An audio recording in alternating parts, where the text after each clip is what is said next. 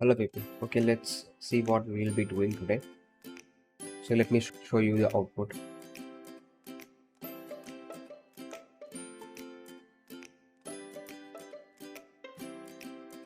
Uh, this is like a normal content which where we will be doing things that we already know.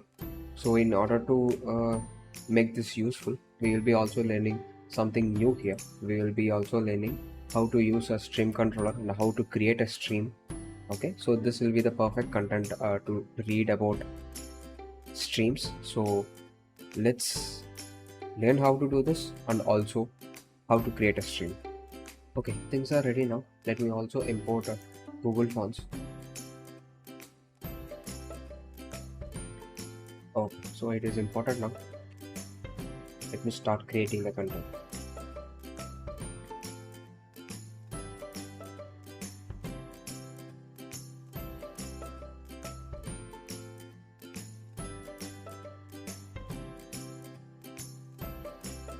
Right, so let me create a stateful widget that will be our interactive part.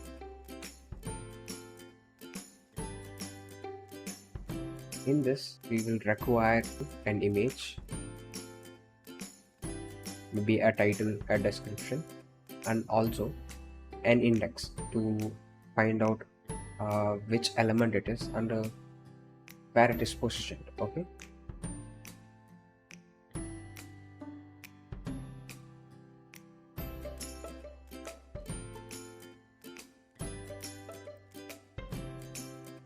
So I wanted to create these two parameters as must required values and these two parameters as optional values. So if you see, I have added the question mark here. So whichever property I marked as required or must needed, without this property this will not work. It will show us an error. But without these properties it will work as fine. So let me quickly fill the image and the index value. So I have imported all the three values already so that it will be readily available whenever we start creating this.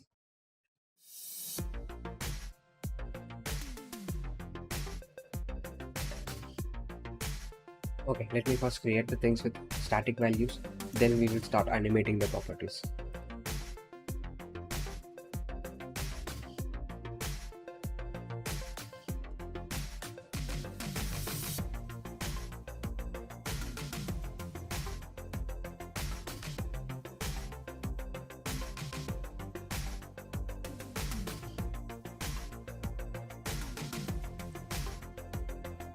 Okay, let me run this now so that we will see how this actually looks until now. Okay, so this is how it looks now. We will start doing the next things. At first, now we will start animating the first thing, like whenever we hover over any of the element, it will be made a little bit bigger, you see. So let's do that first. In order to do this, we might need to understand which one is hovered and which one is not. Okay, if you see, so if this one is hovered, the rest of the two has to come to its normal size. Let's assume this one is 380 pixels and these two are 300 pixels. If I hover over this, then these two will stay in 300 pixels, but this one will come up to 380 pixels. And then if I hover down, if I'm not hovering over it, then it will all come back to its normal size. So it is that even if I hover over this, other elements are affected in this. So for this, we will have to use streams to achieve this. As I told you, we will be also learning streams. We can also achieve this in a different manner, but I'm going here with streams because this will be the good content to learn streams. Let's do create a stream now. I'm creating a stream controller outside. It's basically outside, so it is not defined inside any of the class. So it will be like a global variable which can be accessed by any of the members. Okay, so I'm naming this as controller. So if you see, I have given its value as int because I'm gonna set the states as, so if this one is forward, I'm gonna have a stream controller value as 3. Okay, so if this is forward, it will be 2. If this is forward, this will be 1. Okay, so if nothing is forward, if none of them is forward, then it will be defaulted to -1. Okay,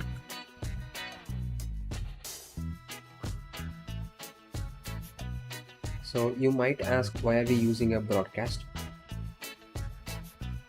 Because every stream handles a single we can only listen to a single stream whenever a controller is created. Okay, but we have 3 instances of a single object. Okay, so this one is a one interactive card, this one is another interactive card, this one is yet another interactive card, so which is 3 times 6. So we will have to broadcast values to all the 3 interactive cards here. Okay, so I will have to use broadcast here in this case.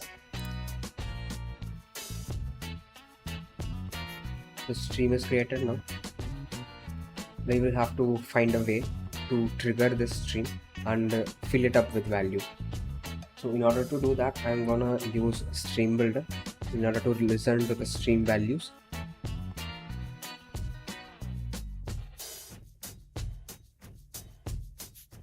Okay, so I have wrapped it with a stream builder. So now we will be able to listen the values that will be streamed in this particular stream which is created here.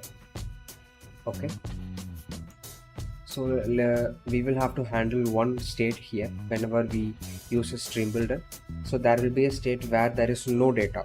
Okay, so in that case we will have to handle what we will have to do. So let's assume in order to handle that, we will have to check this.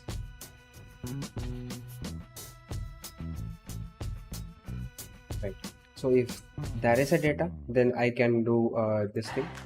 If there is no data, as I marked this with a not, I will have to return some other widget.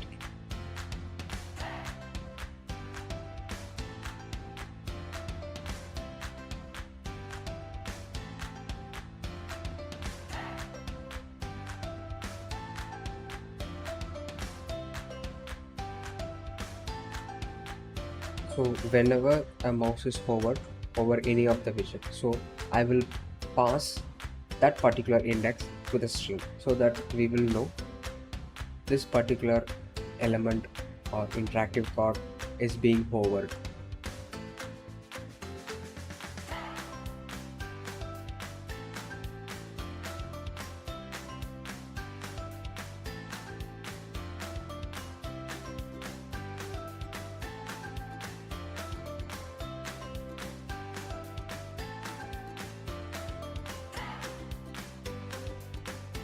Okay, so I cannot see anything here because there is no initial state.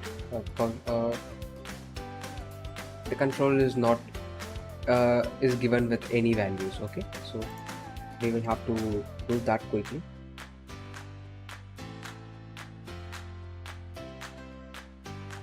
So this will, okay, so now this is working.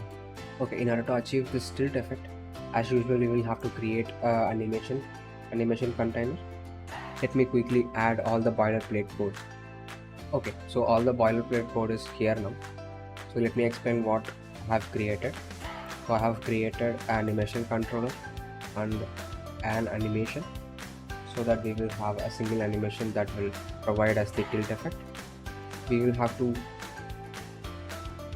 make the triggers, so when it should trigger and how it should run. So these are the things we are going to do now.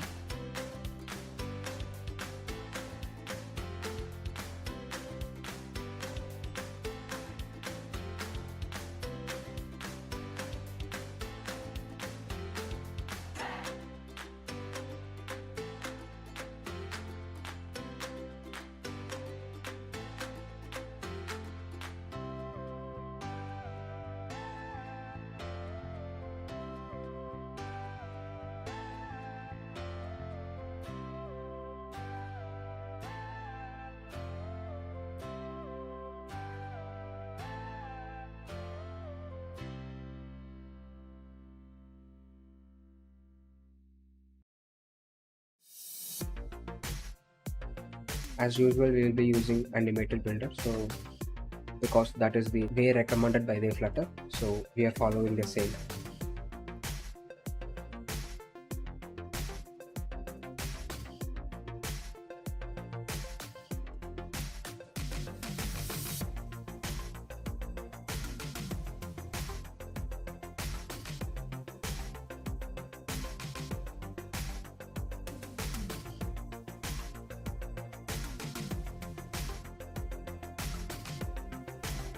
Okay, so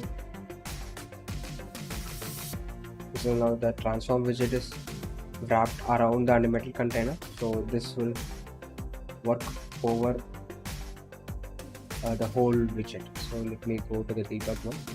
So now we have only this animation. So if you see here closely, I'm not doing any operations, any animation related operations in this. So I can cut this out and I can replace this with child, so that it will be a constant value that will not affect our animation performance. So instead of having that inside this animation, I will make it as a child property outside, so that it will be a best practice and this part will not be affecting our animation. Okay, so if I refresh the screen now we should be able to see the tilting effect.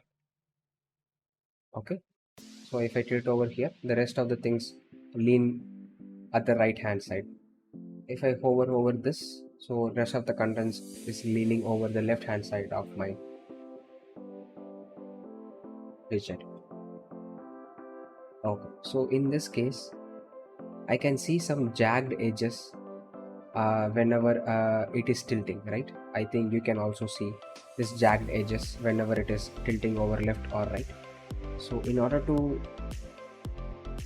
make this go, I will have to put I will have to use one magic property, which is anti-alias. So as a default this will be false. I will have to make this true so that the jagged edges will be gone. Okay, so now if you see, the jagged edges are gone. Okay, so the only thing that is pending is whenever I hover over this, I will have to change the color, an overlay color, and then I will have to show the title and description. Okay, let's do that.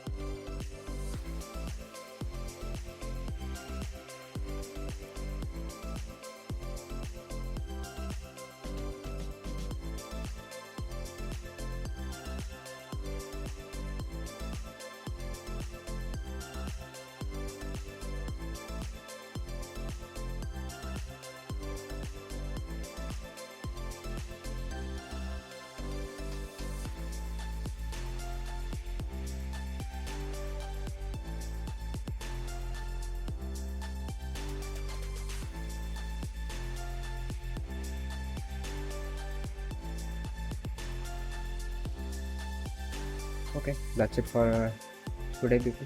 Thanks for watching. Have a good day.